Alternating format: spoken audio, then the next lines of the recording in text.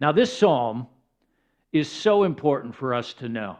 Right after Psalm 1, this is so important that we grasp this message for a couple reasons. The first is for the prophecy that this psalm gives us. You'll see that blank on your note sheet. Go ahead and write that out. The psalm is important for the prophecy that it gives us. Like we explained last week, Jesus came right out and said that he fulfills many of the Psalms. Luke 24:44, he says, everything written about me in the law of Moses and the prophets and the Psalms must be fulfilled.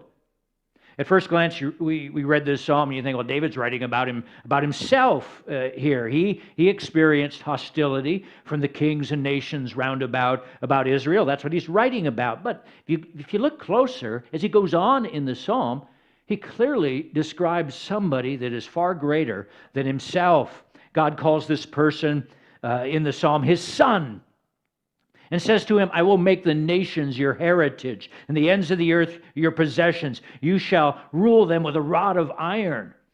David's just recently conquered Jerusalem, and he could barely keep the Philistines in check. I think it's a little early for him talking about ruling the earth, don't you? But see, he's not writing about himself.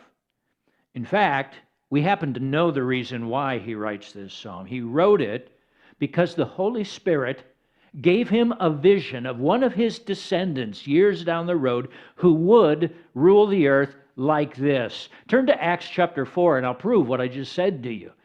Acts chapter 4. 1,000 years after David wrote this psalm, when Peter and John are arrested by the religious leaders, and they're told to stop preaching about Jesus.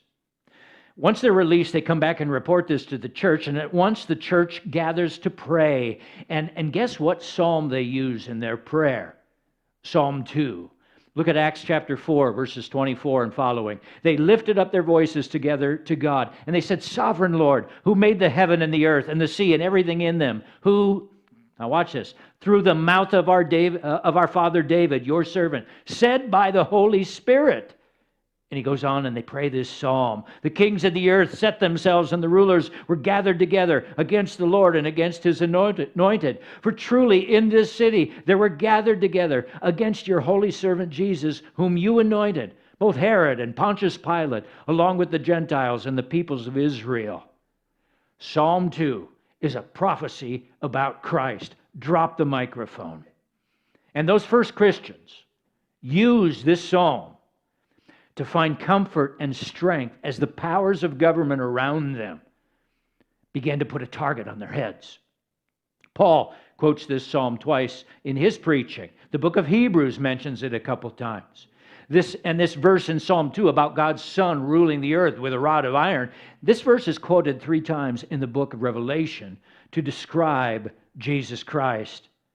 So this psalm, like all the prophecies of the Old Testament, should be a great faith builder for you and for me. Christianity is not made up. It is not a fairy tale. And this faith that we're to have in Jesus, it's not blind faith. It's not as if there's no proof for it. This is reasonable faith. It is built on evidence, rock solid evidence, like fulfilled prophecy.